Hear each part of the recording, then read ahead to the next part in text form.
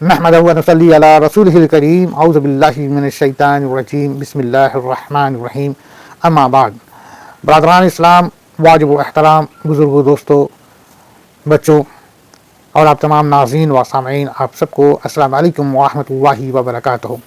محترم ناظرین، الحمدللہ اور الحمدللہ اللہ سبحانہ و تعالیٰ کا نہایت ہی کرم ہے، اللہ کا شکر ہے کہ اللہ سبحانہ و تعالیٰ نے ہمیں اور آپ کو اس چینل کے ذریعے اپنی کتاب، اپنے کلام یعنی کہ قرآن پاک کی چند آیتوں مبارکہ پر ہم لوگ غور و فکر اور ذکر کے ساتھ یہاں پر بیٹھے ہیں. اللہ نے ہمیں جو یہ موقع دیا، اس بات کا بھی شکر ہے. اللہ نے یہ جو ہمیں جذبہ دیا کہ اللہ کے کلام پر ہم چند باتوں کو سنیں، غور کریں، فکر کریں، اس بات کا بھی اللہ کا شکر ہے، اللہ کا احسان ہے، اللہ کا کرم ہے. اگر اللہ ہمیں یہ شوق نہ دیتا، اگر اللہ سبحانہ و تعالیٰ ہمیں یہ ہدایت نہ دیتا، اگر اللہ سبحانہ و تعالیٰ کا یہ رحم مجھ پر نہ ہوتا یا آپ پر نہ ہوتا، تو اللہ جانے ہم کس غفلت میں پڑے ہوتے ہیں، کہاں پڑے ہوتے، کیا کرتے ہوتے اور کیا ہوتا ہمارا. یہ تو اللہ کا لاکھ لاکھ شکر ہے، اللہ کا بہت بڑا احسان ہے کہ اللہ سبحانہ و تعالیٰ نے ہمارے دلوں میں اور ہمیں اپنی کتاب، اپنے کلام کی طرف متوجہ فرمایا. بات اس کے کہ اللہ نے ہمیں دین اسلام گھروں میں پیدا کیا، اور بات اس کے کہ اللہ سبحانہ و تعالیٰ نے اپنے ہدایت سے ہمیں نوازا، اچھی سوچ سمجھ اور عقل دیا، اپنی طرف توجہ کا ہمیں ایک موقع دیا. اللہ کا شکر ہے. تو دوستو، ہم لوگ یہاں پر اللہ سبحانہ و تعالیٰ کا کلام یعنی کہ قرآن پاک پر مسلسل چند مہینوں سے ہم لوگ گفتگو کر رہے ہیں، غور و فکر کر رہے ہیں. حالانکہ میں اس بات کے لیے بہت معذرت چاہتا ہوں کہ میں اتنا زیادہ ایکٹیو نہیں ہو پا رہا ہوں کہ میں زیادہ سے زیادہ اس میں وقت دے سکوں. بہرحال جو بھی ہے اللہ کا شکر ہے، اور اللہ سبحانہ و تعالیٰ سے دعا ہے کہ اللہ ہمارے لیے آسانی فرمائے، اور اگر کہنے بولنے میں ہم سے کوئی غلطی ہو جاوے تو اللہ سبحانہ و تعالیٰ معاف کرے. اور آپ تمام ناظرین سے بھی معذرت ہے کہ اگر کہنے بولنے پڑھنے میں کوئی طرح کی غلطی ہو تو ہمیں معاف کریں.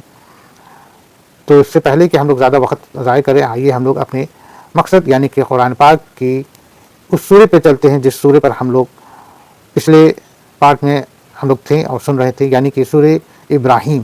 اور سورہ ابراہیم کی ہم لوگوں نے آیت نمبر 30 تک پر غور و فکر کیا. اب جو ہے کہ آیت نمبر 31 اور اس کے آگے کے آیت پر ہم لوگ غور و فکر کریں گے، دیکھتے ہیں کہاں تک چلتے ہیں. اللہ ہمارے لیے اور آپ کے لیے آسانی فرمائے. ربی یسر وتعسر وتمم بالخیر وبک نستعین یا فتاح ربی زدنی علما. سورہ ابراہیم آیت نمبر 31 اور اس کے آگے کی انشاءاللہ. اللہ سبحانہ تعالیٰ کیا کہتے ہیں؟ میرے ایمان والے بندوں سے کہہ دیجئے کہ نمازوں کو قائم رکھے، اور جو کچھ ہم نے انہیں دے رکھا ہے اس میں سے کچھ نہ کچھ پوشیدہ اور ظاہر خرچ کرتے رہیں، اس سے پہلے کہ وہ دن آ جائے جس میں نہ خرید و فروخت ہوگی، نہ دوستی اور محبت. اے میرے لوگوں، اے اسلام کے چاہنے والوں، اے دین حق پہ چلنے والوں، اے اللہ کے بندوں، ہم نے ابھی وہ آیت پڑھی جو آیت اللہ سبحانہ و تعالیٰ کی طرف سے ہمارے لیے نصیحت ہے، اور نصیحت بھی ہے اور حکم بھی ہے، اور اللہ سبحانہ و تعالیٰ کا اس میں بہت بڑا جو ہے کہ رحمت بھی ہے. اللہ سبحانہ و تعالیٰ نے اگر ہم مسلمانوں کو اگر اپنی نصیحت سے نوازتا ہے، حکم سے نوازتا ہے، تو یہ بہت بڑی اللہ کی احسان ہے کہ اللہ ہماری طرف متوجہ ہے، اللہ ہماری طرف اپنی رحمت کا دروازہ کھولے ہوئے ہے کہ اے ایمان والوں، اے مسلمانوں، اے حق پہ چلنے والوں، اے ایک اللہ کے ماننے والوں، اے لوگوں، تمہارے لیے میں نے یہ رحمت کا دروازہ کھول رکھا ہے، تم نے بس یہ کام کرنی ہے، تم نے بس یہ کام کرنی ہے.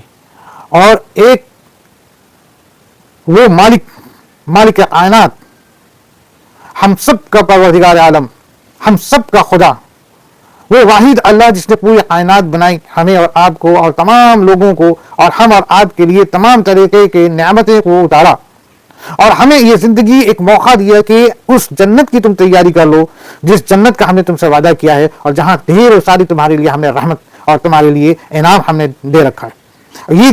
یہ تمہیں میں لمحہ بھر موقع دے رہا ہوں یہ دنیا میں کہ تم اس جگہ کی تم تیاری کر لو. میں نے تمہارے لیے وہ بہت اچھی جگہ رکھی ہے، لیکن غور کرو کہ اگر تم نے وہ تیاری نہیں کی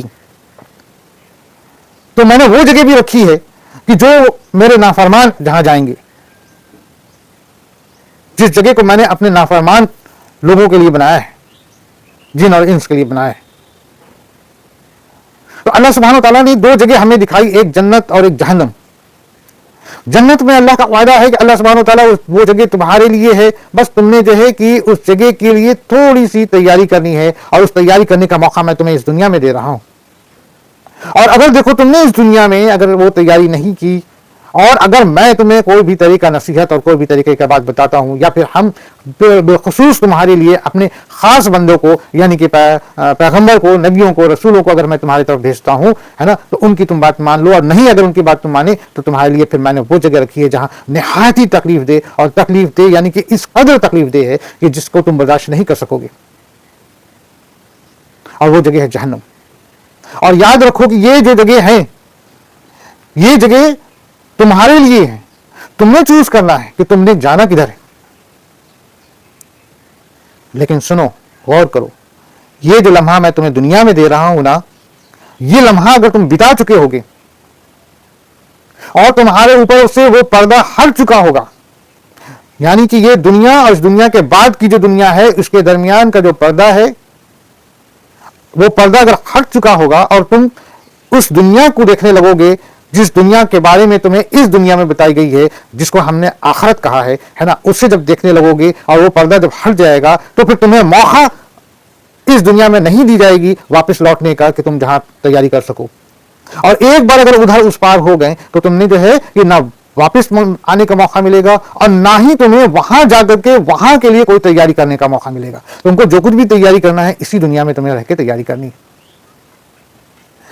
سوچنے والی بات میرے دوستوں یہ ہے کہ اگر اللہ سبحانہ و تعالیٰ یہ چاہتا کہ جسے چاہتا اسے جہنم میں ڈال دیتا، جسے چاہتا اسے جنت میں ڈال دیتا، اور اگر اللہ سبحانہ و تعالیٰ یہ موقع ہمیں یہ دنیا میں نہ دیا ہوتا اور مجھے ڈال دیا ہوتا چاہے جنت چاہے جہنم، وہ تو اس کی مرضی ہے، وہ تو مالک کائنات ہے، وہ اگر ہماری شکل صورت بنا سکتا ہے، وہ اگر ہمارے لیے اس دنیا میں کس گھر میں ہم نے جانا ہے وہ گھر کو مقرر کر سکتا ہے، تو اس کے لیے کیا مشکل ہے؟ وہ تو بس اس نے حکم کرنا تھا کہ چلو اتنے لوگ کو اٹھاؤ، اس کو اتنے کو جنت میں ڈال دو، اتنے لوگ کو اٹھاؤ اس کو جہنم میں ڈال دو۔ لیکن اللہ وہ رحمان ہے، وہ رحیم ہے کہ اللہ ایسا نہیں کہ اپنے بندوں کے اوپر کسی طرح کا ناانصافی کرتا ہے کہ کوئی بھی بندہ پھر جا کے یہ کہہ دے کہ اے اللہ آپ نے ہمیں موقع ہی نہیں دیا، اے اللہ مجھے جہنم میں کیوں ڈال رہے ہیں۔ اللہ سبحانہ تعالیٰ ایسا ناانصاف نہیں ہے کہ وہ اس طریقے سے کسی کے اوپر ظلم کرتا ہو۔ اللہ نے تو ہمیں پورا موقع دیا، اللہ نے ہمیں اس دنیا میں بھیجا، ہمیں اس دنیا میں اللہ نے اس دنیا کے بارے میں تمام باتوں کو بتا دیا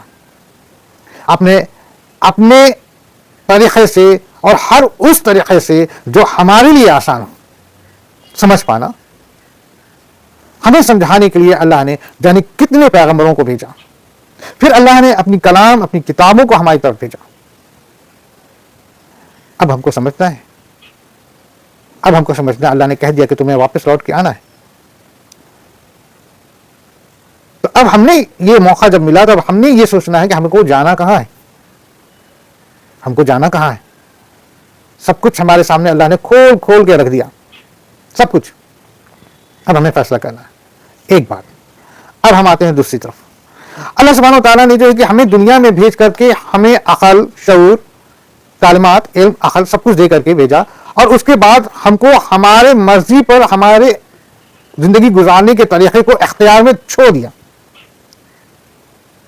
کہ جاؤ تم اپنے طریقے سے جیسا جینا چاہو ویسا جیو، جیسے پہننا چاہو ویسا پہنو، جیسے رہنا چاہو ویسا رہو، میں تمہیں اختیار دیتا ہوں، تمہارے اپنے ولنگ، تمہارے اپنے وش، تمہارے اپنے طریقے پہ تم جیو، لیکن دیکھو یہ طریقہ ایسا ہے، یہ طریقہ ایسا، سب کچھ بتا دیا۔ اب ہمارے اوپر اختیار بھی دے دیا، اب ہم یہاں پر دنیا میں آزاد ہیں، دنیا میں آزاد ہیں، آزاد ان دی سینس کہ اس دنیا کے متعلق جو باتیں ہیں ہم اس کو بھی نہیں دیکھ رہے، نہیں جان رہے۔ ہم میں سے بہت سے ایسے ہیں جو کہہ دیتے ہیں کہ اس دنیا میں کچھ ہے ہی نہیں، وہ ساری باتیں جو بتائی گئیں بے وجہ فضول بتائی گئیں، کوئی اس کا معنی نہیں، کوئی مقصد نہیں۔ بہت سے ایسے ہیں جو کہتے ہیں کہ نہیں یہ سچ ہے، وہ دنیا ہے، ٹھیک ہے نا۔ تو ہم اس دنیا میں آئے تو اللہ نے ہمارے اوپر چھوڑ دیا، اب ہم اپنے ولنگ، اپنے حساب سے ہم سوچتے ہیں۔ تو جو کوئی یہ سوچتا ہے کہ بھائی وہاں تو وہ جو دنیا کے بارے میں بتائی جا رہی ہے تمام باتیں ہیں، یہ ساری چیزیں ایسے ہی ہیں، بے وجہ ہے، وہ اس کا حقیقت نہیں جو لوگ ایسا سوچتے ہیں۔ تو دراصل وہ اس لیے ایسا سوچتے ہیں کیونکہ وہ یا تو پوری بات کو جانتے نہیں، اتنی علم نہیں، یا پھر اللہ نے ان سے اپنی ہدایت جو ہے ہٹا لی، اپنی رحمت ہٹا لی۔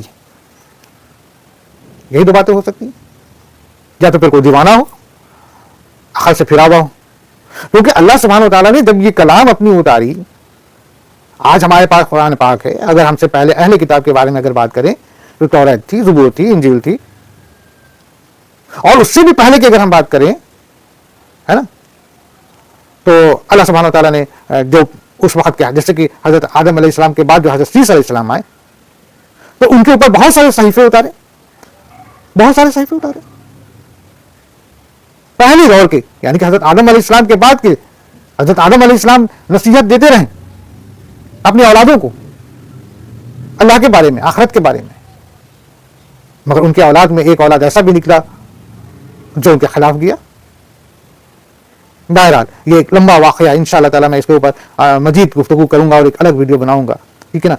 ہم اگر اس پہ ابھی گئے تو ہمارا پورا مقصد یہاں پر ابھی جو جس بارے میں ہم لوگ بات کر رہے ہیں وہ ختم ہو جائے گا۔ بہرحال تو کہنے کا معنی یہ ہے کہ اللہ سبحانہ و تعالیٰ نے اپنے کلام سے اور اپنے رسول سے ہمارے لیے ہر طریقے کا راستہ دکھا دیا، گمراہی سے بچنے کا راستہ دکھا دیا، راہ پہ آنے کا راستہ دکھا دیا، کن کن چیزوں سے برائیاں ہیں وہ ساری چیزوں کو بتا دیا، اور اللہ سبحانہ و تعالیٰ اپنی وحدانیت کی تمام دلیل دلائل دے دیا، اور اللہ کے رسول نے یقین کے ساتھ ساری باتوں کو بتا دیا کہ دیکھو واحد اللہ ہے، اور اللہ کا یہ کلام ہے، یہ حکم ہے۔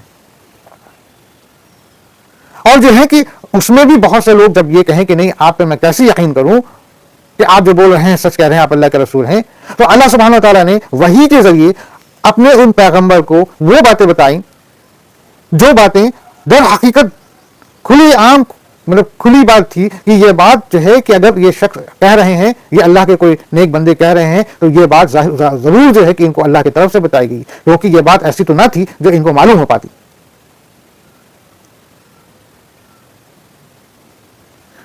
تو اس طریقے سے ہم نے وہ بات پر یقین کرنا تھا، اور اللہ کے اس نبی پر، اللہ کے اس پیغمبر پر ہمیں یقین کرنا تھا اور جھٹ ایمان لانا تھا۔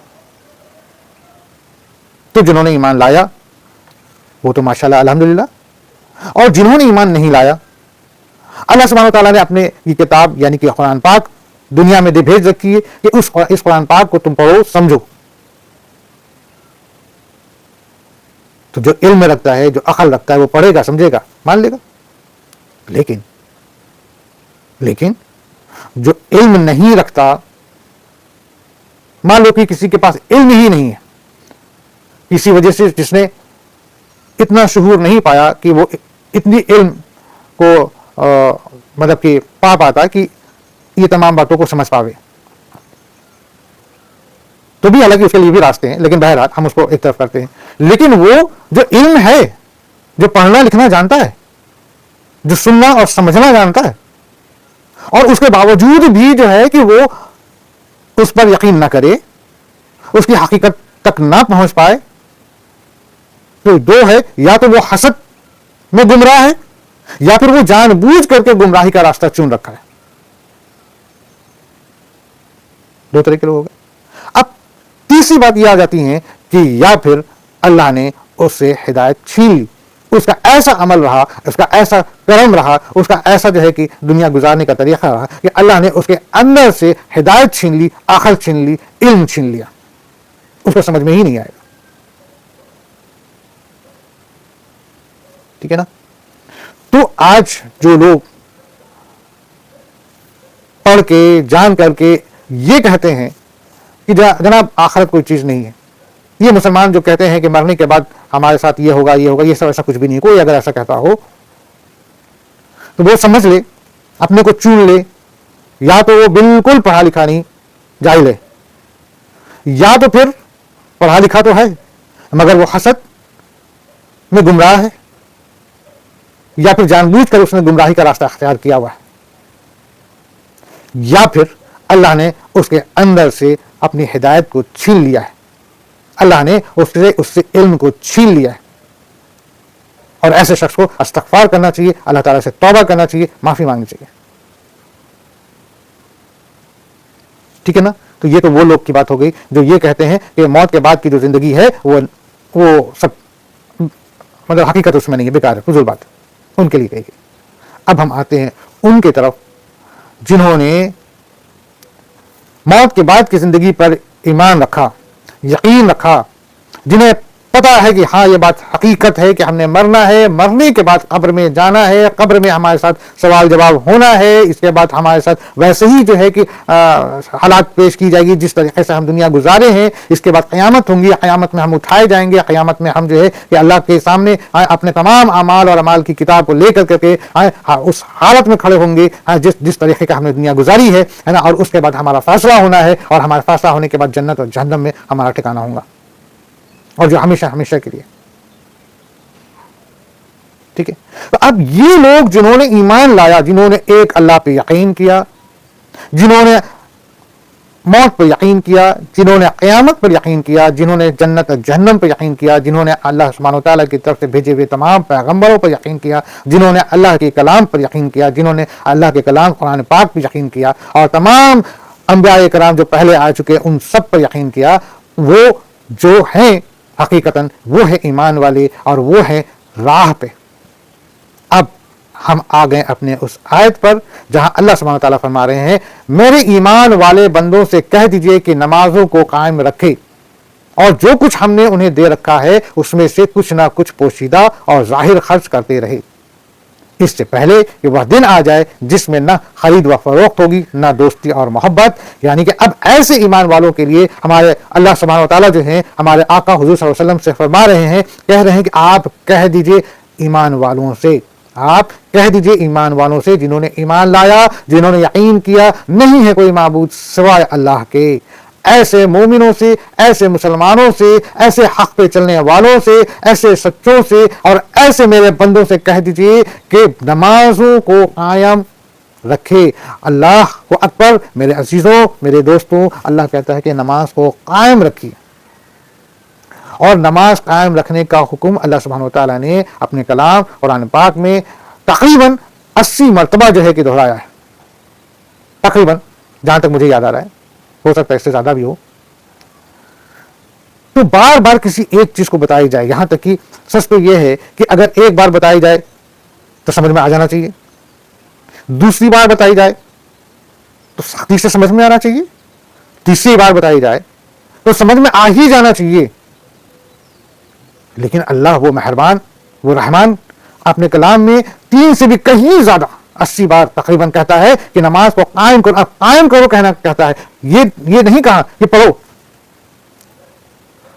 پرٹیکولرلی جب قائم کی لفظ آتی ہے، ایک ہوتی ہے ٹھیک ہے پڑھنا، ادا کر دینا، ادا کرنا، لیکن اللہ کہتا ہے قائم کرو. قائم کا معنی یہ ہوا کہ اس کو جو ہے کہ تم کو کنٹینیویشن میں جو ہے کہ بنائے رکھنا، نہ کہ صرف تم بلکہ تمہاری تمام نسلوں کو بھی بنائے رکھنا، اور تمہیں اپنے آخری دم تک، اپنی آخری سانس تک اس کو جو ہے کہ بنائے رکھنا ہے، اس کو قائم کرنا ہے، اس کو مضبوطی کے ساتھ اس کو مینٹین رکھنا ہے. یہ نہیں کہ ایک بار پڑھا دوسری بار نہیں پڑھا، یہ نہیں کہ آج پڑھا کل نہیں پڑھا،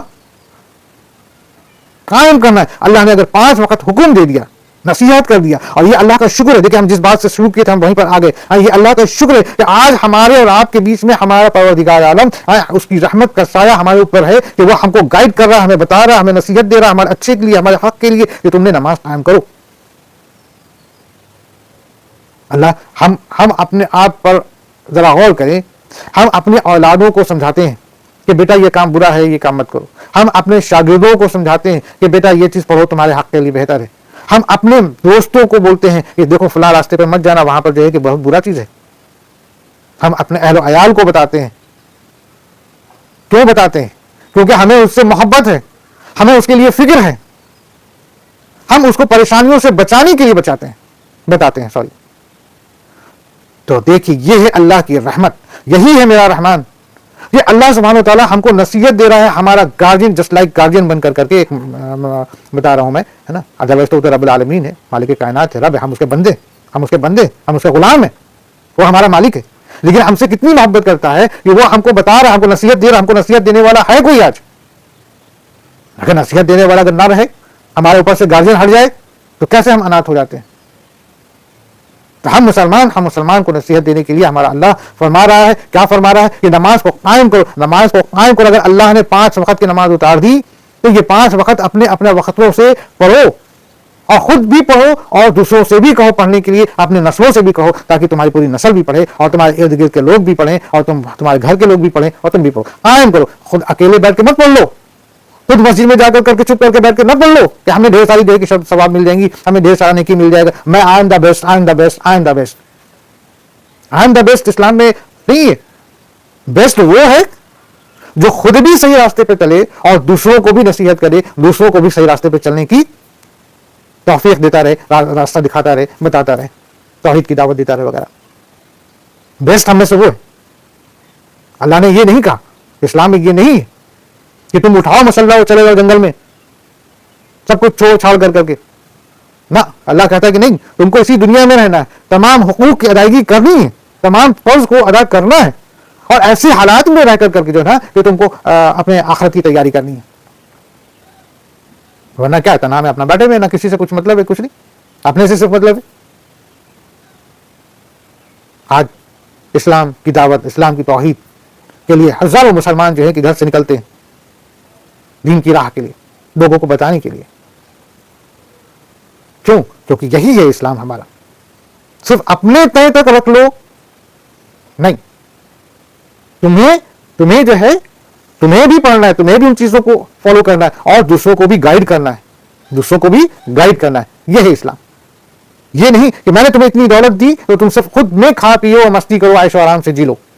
نہیں، میں نے تمہیں دولت دی، تمہیں دولت دی ہی اسی لیے ہے کہ تم جو ہے اوروں کو بھی تم دو۔ میں نے تمہیں دیا، یہ نہ سمجھو کہ یہ تمہاری خود کی اکیلی کی قابلیت ہے، یہ نہ سمجھو کہ تم بہت اچھے ہو، یہ نہ سمجھو کہ تم بہت قابل ہو۔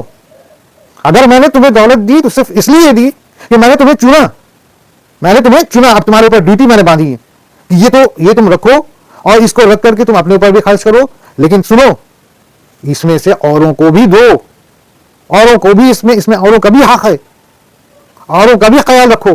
اور سنو،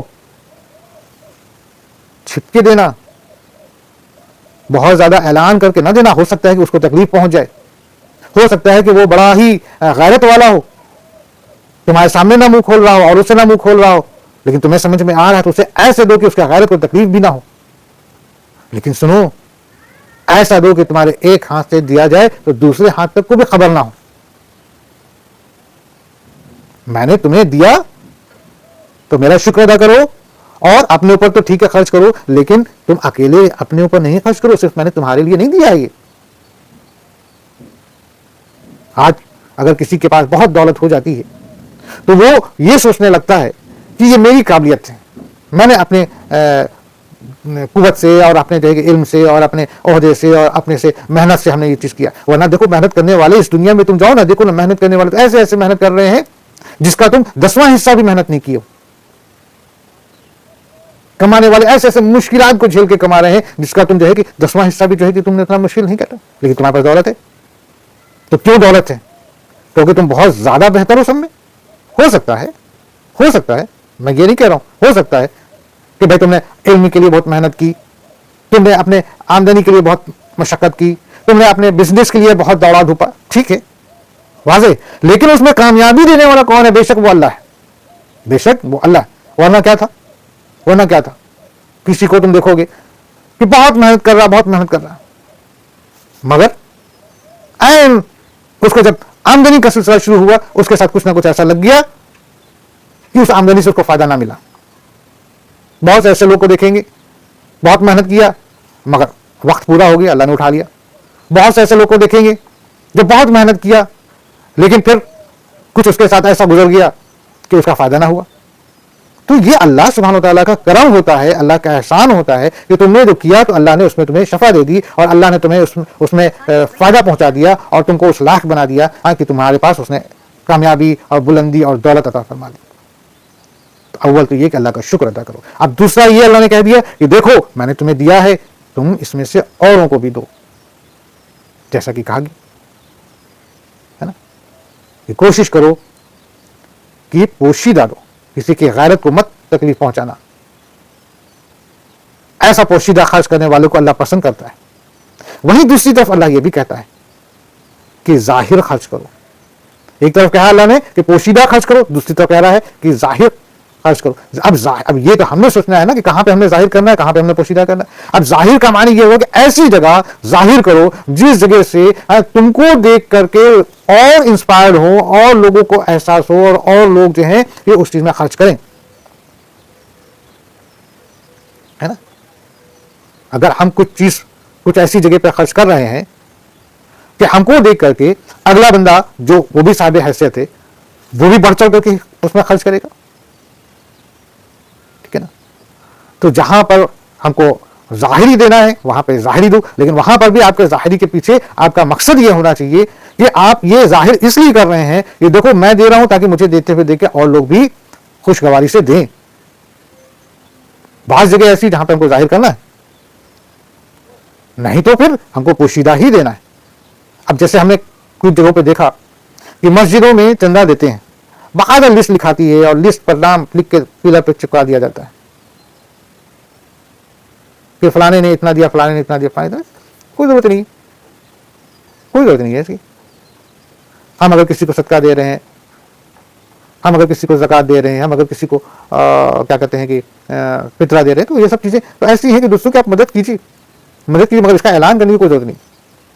لیکن ہاں اگر مان لیجیے کہیں پر بات ہمارے دین کا ہے, کہیں پر بات ایسی جگہ جیسے کہ مسجد بن رہی, تعمیر ہوئی, اس میں آپ بڑھ چڑھ کے کھل کے دیجیے تاکہ آپ کو دیکھ کر کے اور لوگ بھی دیں.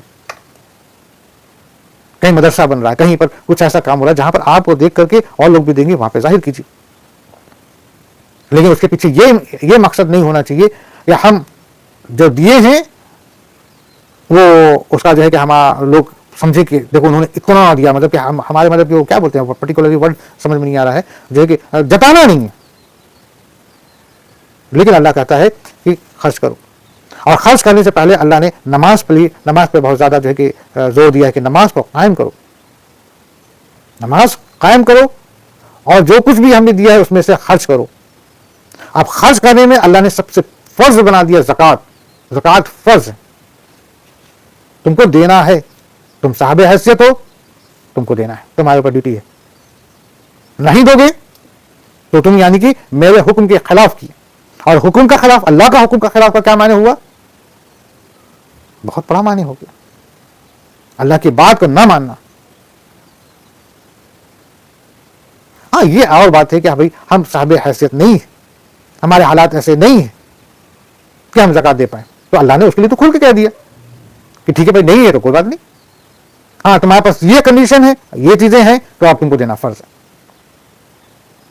نہیں ہے کوئی بات نہیں, حج کے تم لاکھ حج کرو, نہیں کر سکتے کوئی بات نہیں, لیکن اگر ہے لاکھ تو کرو, اب تمہارے پاس فرض ہے نا. تو دوستو اس آیت میں ہم لوگوں نے پڑھا کہ اللہ نے کہا کہ میرے ایمان والے بندوں سے کہہ دیجیے, ہے نا. اللہ سبحانہ تعالیٰ ہمارے آقا صلی اللہ علیہ وسلم سے کہہ رہے ہیں, اور قرآن کے ذریعے ہمارے آقا صلی اللہ علیہ وسلم ہم سے کہہ رہے ہیں کہ نماز کو قائم کریں. جو کچھ ہم نے انہیں دے رکھا ہے اس میں سے کچھ نہ کچھ پوشیدہ اور ظاہر خرچ کرتے رہیں, اس سے پہلے کہ وہ دن آ جائے جس میں نہ خرید و فروخت ہوگی, نہ دوستی اور نہ محبت, یعنی کہ وہ دن آخرت آ جائے. موت کے بعد پھر جب ہم جہاں اٹھائے جائیں وہاں پر کیا ہوگا, ہم اپنے لوگوں کو تو دیکھیں گے, ہم اپنے لوگوں کو دیکھیں گے, ہم جن کے بیچ میں رہ رہے ہیں ان کو دیکھیں گے, جن سے ہم محبت کرتے ہیں ان کو دیکھیں گے, جن سے ہمارا دوستی اور یارانہ ہے ان کو دیکھیں گے, جن سے ہمارا بزنس چل رہا ہے ان کو دیکھیں گے, جن سے ہماری خرید و فروخت ہو رہی ہے ان کو دیکھیں گے. اب وہاں پر قیامت کے روز وہ ہمارے کسی کام نہ آئیں گے, وہ ہمارے کسی کام بھی نہ آئیں گے. نہ باپ بیٹا کا ہوگا, نہ بیٹا باپ کا ہوگا, نہ ماں اپنی اولاد کا ہوگا, نہ اولاد اپنی ماں کا ہوگا, نہ شوہر اپنی بیوی کا ہوگا, نہ بیوی اپنے شوہر کی ہوگی.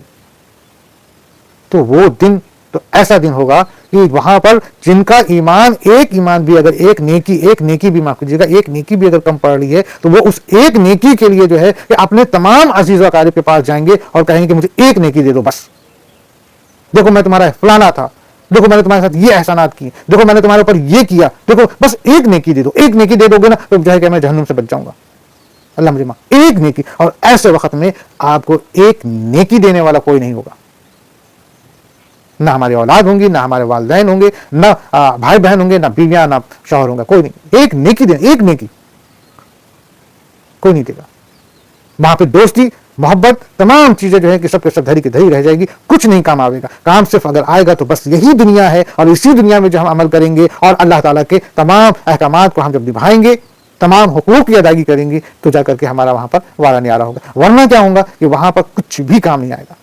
वो तो हालत तो ऐसी होगी क़यामत की कि इंसान अपने हालात को देख लेगा और ऐसे हालात को देखेगा कि उसके पास तो जैसे कह लीजिए कि वो बिल्कुल पागलों की तरह जो है ना, वो परेशान होगा। आप एक बात खाली ये सोच लें कि अगर आपके दोनों पैर जल रहे हों, आपके पैर इस कदर जल रहा हो कि आपका गोश्त पिघल रहा है पक करके, दिमाग की रगें फट रही हैं, ये आलम है। और ऐसे आलम में अगर आप भाग रहे हैं, इधर भाग रहे, उधर भाग रहे, उधर भाग रहे, एक नेकी कहीं से बचा लो, कोई मेरे काम आ जाए, हमको बचा लो, उस आग से बचा लो, उस जहन्नुम से बचा लो, ये इस जहन्नुम के दरोगा से बचा लो। कोई नहीं बचाएगा, कोई भी नहीं बचाएगा। ठीक। और वहीं जो ईमान वाले होंगे, जो नेकोकार होंगे, जो ईमान पर जिए, ईमान पर मर गए और जिन्होंने तमाम हक की अदायगी किया, वो आराम से ठाठ से बैठे होंगे और वो देख रहे होंगे कि जो शख्स जो है कि अल्लाह के अजाब में मुब्तला, वो किस तरीके से परेशान है।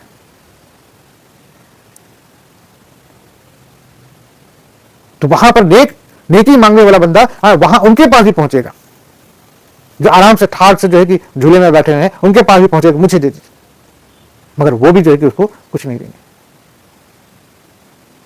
यानी कि कहीं से भी उसको फायदा नहीं होगा। अल्लाह ने यहां पे कह दिया कि देखो, जब तक तुमने दुनिया में है, तुम्हें रहना है, इसी में सब कुछ कर लो, क्योंकि फिर जब यहां से उठा लिए जाओगे तो फिर वहां कोई तुम्हारे काम नहीं आएगा, ना तुम्हारा खरीद और फरोख्त, ना तुम्हारी दोस्ती, ना मोहब्बत, कुछ भी नहीं।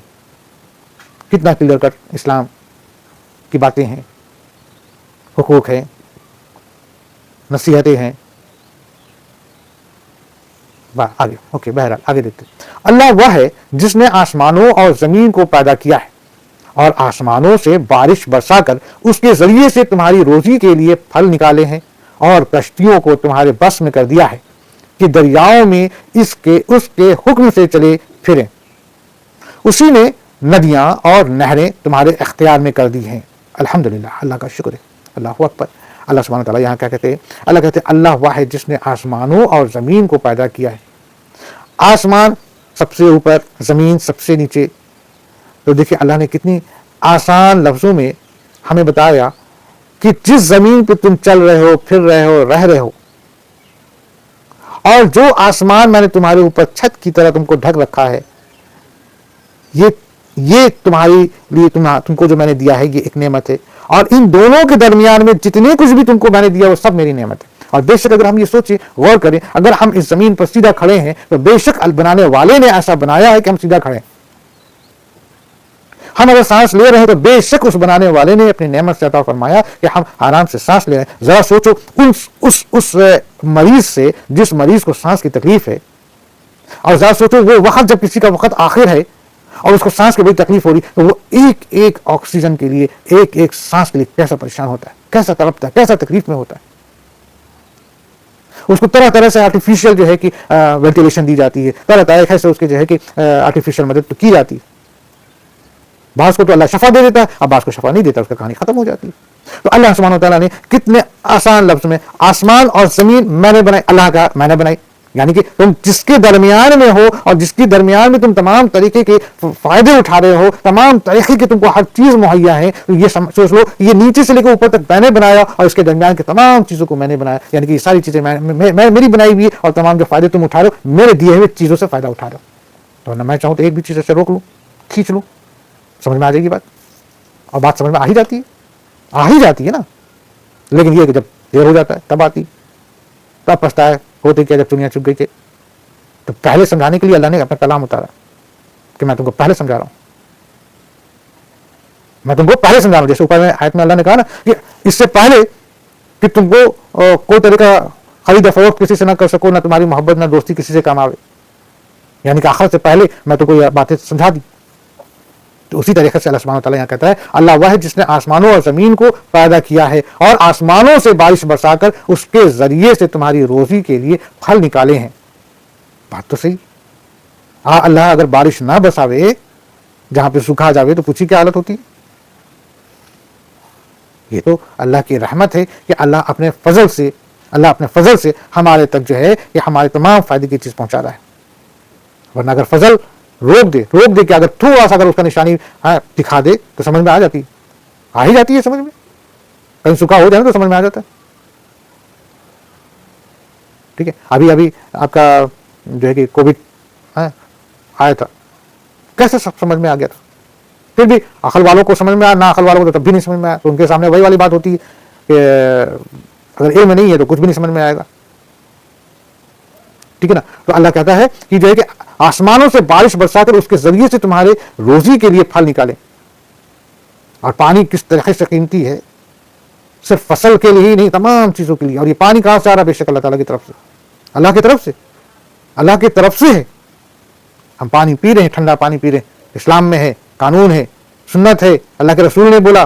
چاہیے کہ ہم اللہ کا شکر ادا کریں کہ اللہ نے ہمیں بہترین نرم اور ٹھنڈا میٹھا پانی پلایا, الحمدللہ. تو یہ پانی بے شک اللہ تعالیٰ کی طرف سے. اور آگے کیا کہتا ہے؟ اور کشتیوں کو تمہارے بس میں کر دیا.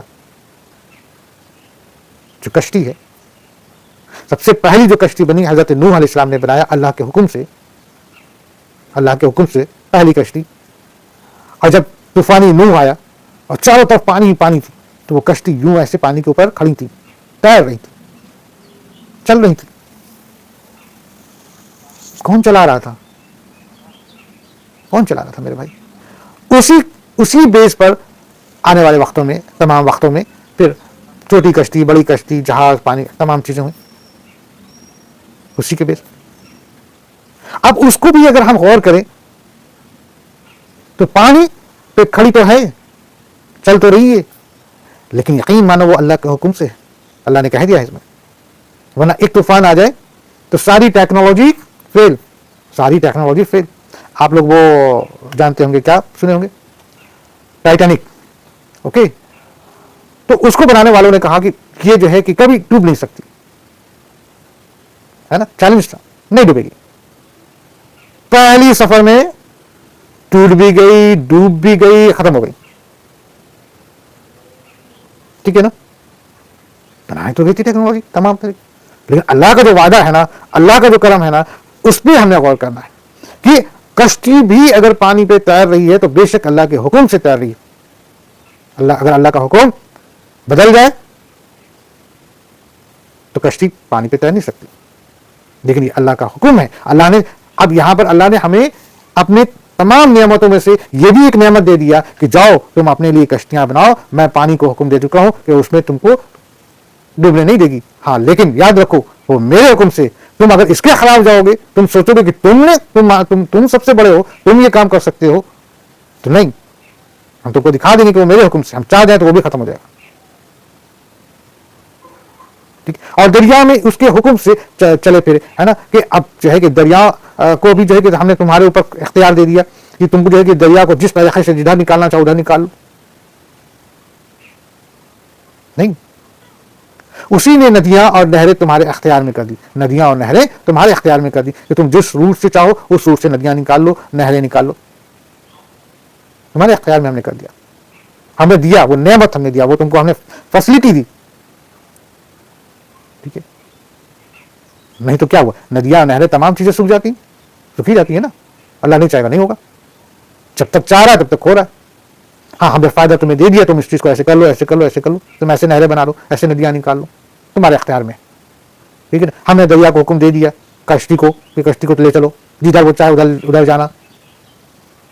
ٹھیک ہے نا. ایک بار پھر سے اللہ وہ ہے جس نے آسمانوں اور زمین کو پیدا کیا ہے اور آسمانوں سے بارش برسا کر اس کے ذریعے سے تمہاری روزی کے لیے پھل نکالے ہیں, اور کشتیوں کو تمہارے بس میں کر دیا ہے کہ دریاؤں میں اس کے حکم سے چلے پھرے. اسی نے ندیاں اور نہریں تمہارے اختیار میں کر دی ہیں. بے شک تمام چیزیں اللہ کی طرف سے نعمت ہے, اللہ کا شکر ہے, اور اللہ سبحانہ و تعالیٰ کا ہم سب شکر ادا کرتے ہیں. بے شک اللہ کا شکر ہے. آگے, اسی نے تمہارے لیے سورج چاند کو مسخر کر دیا ہے اور برابر ہی چل رہے ہیں, اور رات دن کو بھی تمہارے کام میں لگا رکھے. اسی نے مطلب مالک کائنات نے, رب العالمین نے, اس اللہ سبحانہ و تعالیٰ نے جو پاک ہے, جو تمام چیزوں کو بنائی, جو فرما رہا ہے, جو کہہ رہا ہے, جو بتا رہا ہے اپنے کلام کے ذریعے, ہے نا. اسی نے تمہارے لیے سورج چاند کو مسخر کر دیا کہ برابر ہی چل رہے. اب دیکھیے سورج اور چاند بے شک میرے حکم سے نہیں چل رہے، بے شک میرا اس میں کوئی رول نہیں، بے شک ہم اس کے لیے کچھ بھی نہیں کر سکتے، لیکن اللہ کہتا ہے کہ میں نے جو نظام بنا دی اس نظام پر سورج اور چاند کو میں نے ایسے اس کا ڈیوٹی لگا رکھا ہے کہ تم اس کی ڈیوٹی کو آنک سکتے ہو، کیلکولیٹ کر سکتے ہو، کیلکولیشن کر سکتے ہو. اور آج انسان اسی کیلکولیشن کے بنا پر ہے نا دن اور تاریخ، مہینہ، سال لکھ رہا ہے، بنا رہا ہے اور ایڈوانس میں سب کچھ کر دے رہا ہے. اگر آج 25 سال آگے کون سی دن کون سی تاریخ کو پڑے گا ہے نا، یہ سائنس اور اپنے کیلکولیشن کے ذریعے ہم بتا سکتے ہیں. تو یہ ہم کیسے بتا رہے ہیں، ذرا سوچنے والی بات ہے نا کہ اللہ سبحانہ وتعالیٰ نے سورج اور چاند کا اس طرح کا معاملہ کر دیا کہ ہم اس کی چال کو ایسا ہم پکڑ لیے ہیں کہ اس کی چال کو دیکھتے ہوئے ہم آگے کا بھی کیلکولیشن کر لیتے ہیں کہ 10 سال کے بعد فلاں تاریخ کون سے دن پڑے گی.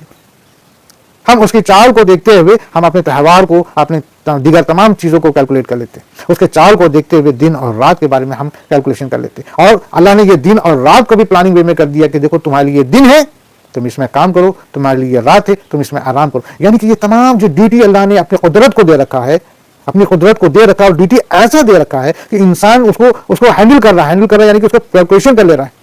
ورنہ اگر ہم ایسے کیلکولیٹ ایسے سوچیں کہ اگر فرض کرو کہ جو جتنے بھی پلانٹ ہیں اور جو بھی چیزیں چل رہی ہیں اگر ان کی چال کو ہم کیلکولیٹ نہیں کر پاتے، یعنی کہ ان کی چال ایسی ہوتی کہ کبھی بڑھ رہی ہے، کبھی گھٹ رہی ہے، کبھی تیز، کبھی زیادہ، کبھی کچھ تو ہم کیلکولیشن ہی نہیں کر پاتے. اور کیلکولیشن نہیں کر پاتے ہم کیسے دن، تاریخ اور سال وغیرہ جو ہے کہ ہم اس چیز کو کیلکولیٹ کرتے ہیں، کیسے ہم پلان کرتے ہیں. ہم تو آج بیٹھے ہوئے ہیں اس ایئر میں، ہم 10 سال کے بعد کا ہم کیلکولیشن کر سکتے ہیں.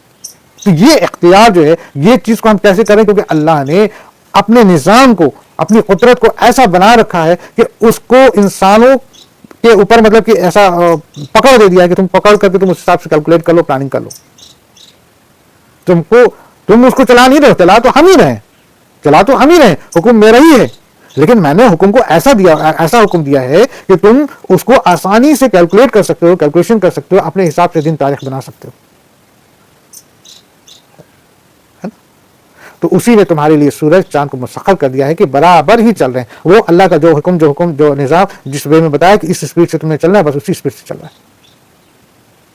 تو ایسا بھی اگر 19-20 ہو جائے تو ہم سمجھ سکتے ہیں کیا ہو جائے گا. سوچ کے ذرا دیکھیں، تو ایسا بھی اگر 19-20 ہو جائے. لیکن کبھی کبھی اللہ جھٹکا دیتا ہے دکھانے کے لیے تاکہ سمجھو.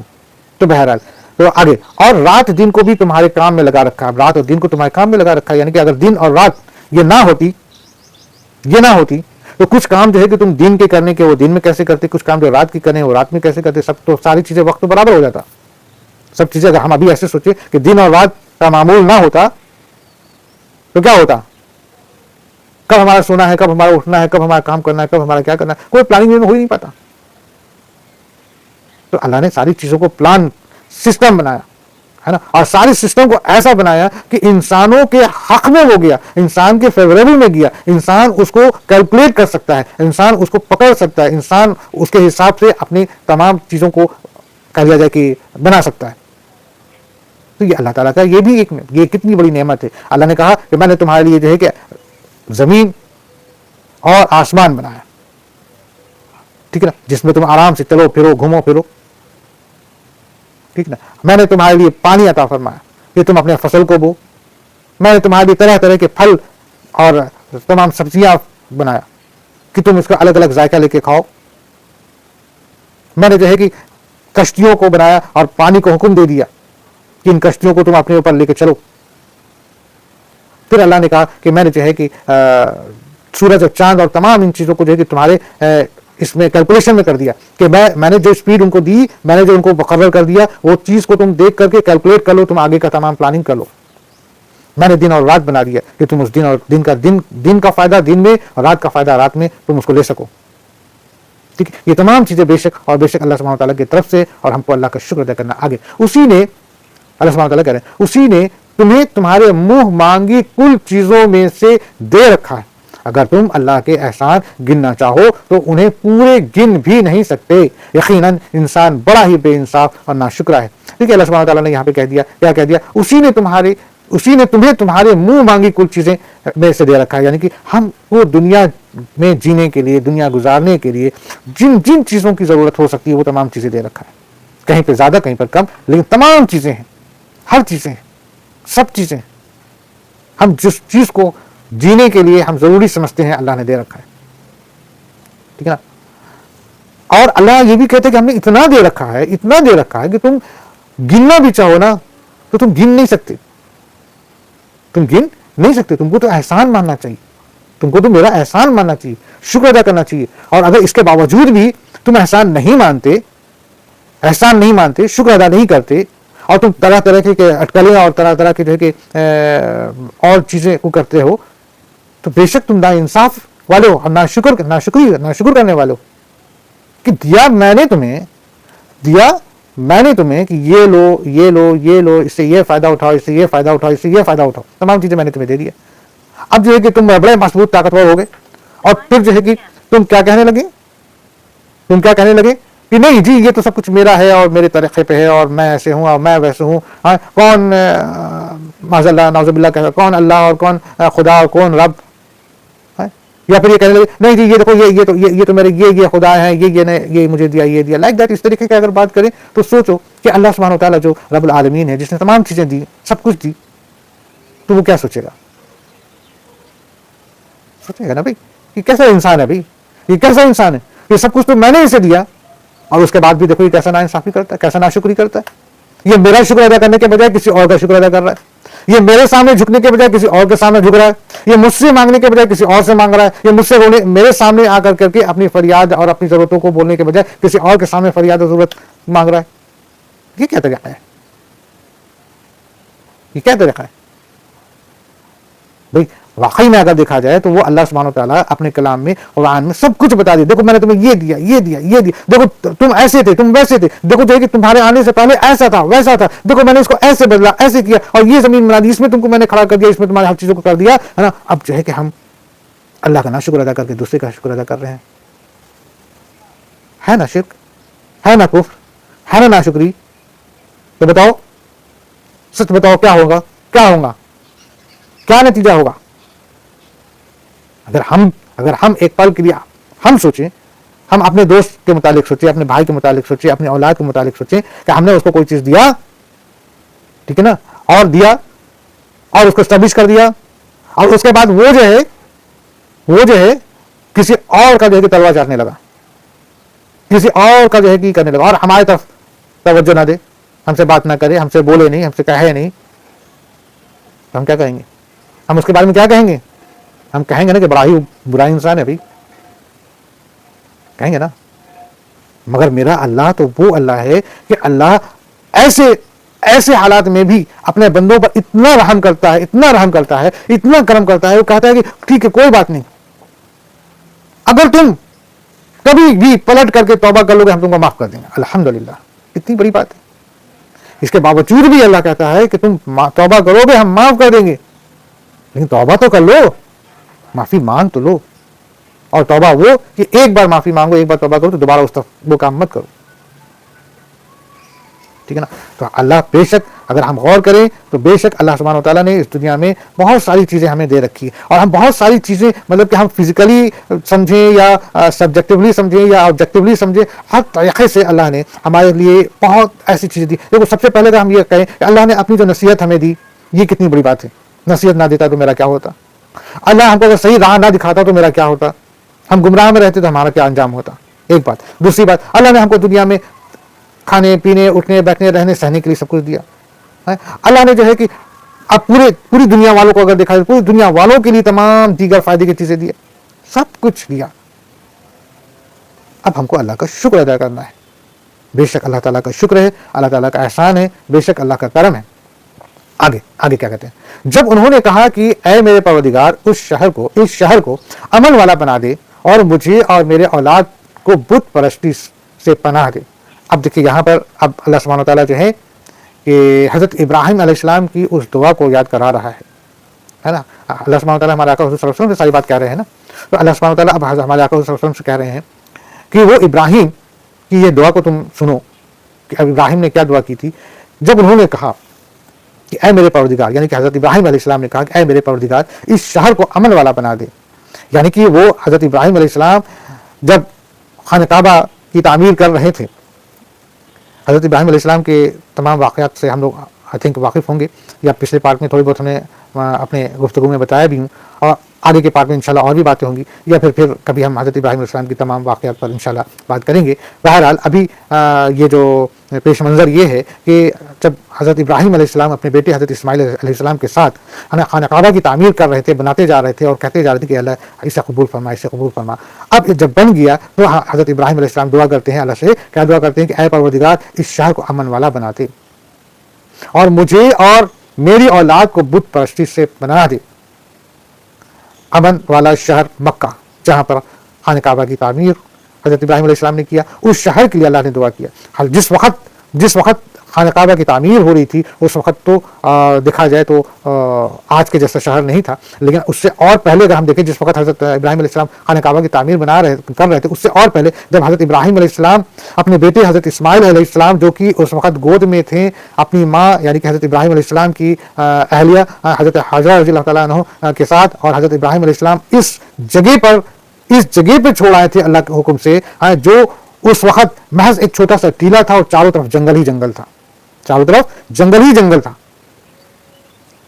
مگر یہ تو اللہ کا فیصلہ تھا. اللہ نے حضرت حاجرہ رضی اللہ تعالیٰ عنہ کو ان کے چھوٹے بیٹے حضرت اسماعیل علیہ السلام جو کہ گود میں تھے ان کے ساتھ اس جگہ پر نہ کہ صرف خیریت سے رکھا، بلکہ اس جگہ پہ دھیرے دھیرے دھیرے دھیرے دھیرے ایک شہر بنتا چلا گیا.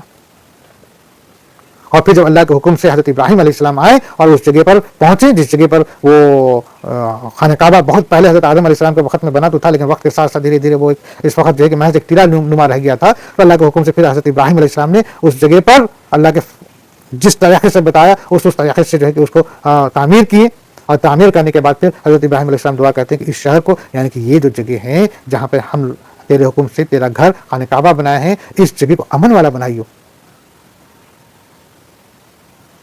اور آج بھی اگر ہم غور کریں تو مکہ شہر ویسا شہر ہے کہ اللہ نے ہر طریقے سے وہاں پہ امن دیا، ہر طریقے سے امن دیا، ہر چیز اللہ نے عطا فرما دی. ٹھیک ہے نا؟ ہاں، بعض وقت ہم اپنے کچھ ایسے ہمارے برے عمل ہوتے ہیں کہ اللہ تعالیٰ اس کا بھی نتیجہ دکھاتا ہے. اب فی الحال اس دور سے مکہ گزر رہا ہے جس دور کے بارے میں ہمارے آقا حضور صلی اللہ علیہ وسلم نے پیشن گوئی کر رکھا ہے، اور اللہ کا بھی کئی جگہوں پہ بتا رکھے ہیں کہ ایک وقت آئے گا کہ اس کی حالات ایسی ہو جائیں گی. تو خیر وہ وقت کا وہ بھی اللہ کا وعدہ ہے، اور یہ بھی حضرت ابراہیم علیہ السلام کی دعا سے اللہ کا کرم تھا کہ اللہ نے ان کی دعا کو قبول فرماتے ہوئے مکہ کو جہاں تک ہو سکا امن والا بنایا ہے نا، ہر چیز وہاں پہ مہیا کرایا. اور یہ بھی اس دعا کی فضیلت تھی کہ اسی شہر میں جو ہے کہ حضرت اسماعیل علیہ السلام جو کہ اللہ کے نبی ہوئے ہے نا، اور حضرت اسماعیل علیہ السلام کے ہی نسل سے ہمارے آقا حضور صلی اللہ علیہ وسلم ہوئے، اسی جگہ پہ ہوئے. اور اس جگہ کو اللہ نے اتنی بڑی جو ہے کہ فضیلت دے دی، اتنا بڑا فضیلت دے دیا کہ تمام مسلمانوں کے لیے مکہ اور مدینہ جو ہے ایک مرکز بن گیا. تو بہرحال تو حضرت ابراہیم علیہ السلام کی وہ دعا تھی. اور مجھے حضرت ابراہیم علیہ السلام نے کہا کہ اور مجھے اور میرے اولاد کو بت پرستی سے پناہ دینا. ہر باپ کو ایسا کہنا چاہیے. حضرت ابراہیم علیہ السلام نے بھی کہا کہ مجھے اور میری اولاد کو بت پرستی سے بچا لیجیے، کیونکہ وہ جانتے تھے کہ بت پرستی کرنا کیسا عمل ہے. آگے، اے میرے پالنے والے معبود، انہوں نے بہت سے لوگوں کو راہ سے بھٹکا دیا ہے، بس میرے تابعداری کرنے والا میرا ہے، اور جو میرے نافرمانی کرے تو بہت ہی معاف اور کرم کرنے والا ہے. دیکھیے حضرت ابراہیم علیہ السلام اللہ کے رسول، اللہ کے خلیل کیا کہہ رہے ہیں؟ کہہ رہے ہیں اے میرے پالنے والے معبود، ہے نا، انہوں نے بہت سے لوگوں کو راہ سے بھٹکا دیا. جو لوگ گمراہ تھے، گمراہی میں تھے، وہ خود تو گمراہ تھے ہی، اور ساتھ ہی ساتھ اپنے اور لوگوں کو بھی اپنے اسی گمراہ میں زبردستی یا پھر کہہ کے بول کے کہتے ہیں نا کہ ایموشنلی یا فورسلی ہے نا، ہر طریقے سے ان کو بھی گمراہ کر دیا. بس میرے تابعداری کرنے والا میرا ہے، یعنی کہ جو لوگ میری بات کو مانے ہیں وہ میرے ہیں، اور جو میری نافرمانی کرتے ہیں تو بہت ہی معاف کرنے والا. یعنی کہ حضرت ابراہیم علیہ السلام کریں کہ جو لوگوں نے میری نافرمانی کی ہے اس کو بھی تو معاف کر دے. دیکھیے اللہ کے رسول خلیل، ایسی ہوتی ہے دعائیں. ٹھیک ہے نا؟ اوکے، آگے، اے ہمارے پروردگار، میں نے اپنی کچھ اولاد اس بے کھیتی کی وادی میں تیری حکومت والے گھر کے پاس بسانی ہے. اے ہمارے پروردگار یہ اس لیے کہ وہ نماز قائم رکھیں، بس تو کچھ لوگوں کے دلوں کو ان کی طرف مائل کر دے اور انہیں پھلوں کی روزیاں عنایت فرما تاکہ یہ شکر گزاری کرے۔ حضرت ابراہیم علیہ السلام کی دعا ہے اس شہر کے لیے جس شہر میں انہوں نے خانہ کعبہ کی تعمیر کیا ہے نا، وہاں پر حضرت ابراہیم علیہ السلام پہلے تو یہ دعا کیے کہ اس شہر کو امن والا بنائیو، پھر انہوں نے یہ دعا کیا مجھے اور میرے اولاد کو بت پرستی سے بچائیو، پھر انہوں نے یہ دعا کیا کہ جو لوگ گمراہ ہیں اور وہ لوگوں نے جن لوگوں کو گمراہ کیا اور وہ لوگ جو میری نافرمانی کیے، اے اللہ ان کو بھی تو معاف کر دیو، ٹھیک ہے نا۔ پھر یہ کہہ رہے ہیں کہ اے اللہ ہے نا کہ کیا کہہ رہے ہیں یہاں پر کہ ہمارے پروردگار میں نے اپنی کچھ اولاد اس بے کھیتی کے وادی میں تیرے حرمت والے گھر کے پاس بسائی، یعنی کہ حضرت اسماعیل علیہ السلام، اور اس وقت حضرت اسماعیل علیہ السلام کے ساتھ جو رہ رہے تھے ہے نا، وہ تو اس جگہ پہ تھے نا جس جگہ پر کچھ بھی نہیں تھا اس وقت ہے نا، تو وہاں پر اس جگہ کے لیے حضرت ابراہیم علیہ السلام دعا کر رہے ہیں۔ آگے کہہ رہے ہیں اے ہمارے پروردگار یا اس لیے کہ وہ نماز قائم رکھے۔ دیکھیں حضرت ابراہیم علیہ السلام اس وقت بھی کہہ رہے تھے کہ نماز قائم رکھیں، بس تو کچھ لوگوں کے دلوں کو ان کی طرف مائل کر دیو، یعنی کہ سب کے سب نافرمان اگر ہو جائیں گے تو پھر کون سنے گا، کون سنے گا؟ تو ان لوگوں میں سے کم کچھ لوگ کو جو ہے یہ مائل کر دیو دین کی طرف، یا ہماری اولاد کی طرف، جو اولاد ہماری بتاویں یا جو ہم بتاویں ان کو وہ مانے، فالو کرے، اور انہیں پھلوں کی روزیاں عنایت فرمائی۔ اور حضرت ابراہیم علیہ السلام کہتے ہیں کہ اور ان کو جو ہے کہ پھل کی روزی عطا فرمانا تاکہ یہ شکر گزاری کرے، تاکہ وہ تیری شکر ادا کرے۔ تو دوستو میرے عزیزوں، یہ ہم لوگوں نے آیت نمبر 37 تک پر غور و فکر کیا۔ اس کے بعد انشاءاللہ پھر ہم لوگ نیکسٹ پارٹ میں اس پر غور و فکر کریں گے۔ فی الحال اجازت چاہتے ہیں۔ صدق اللہ العظیم۔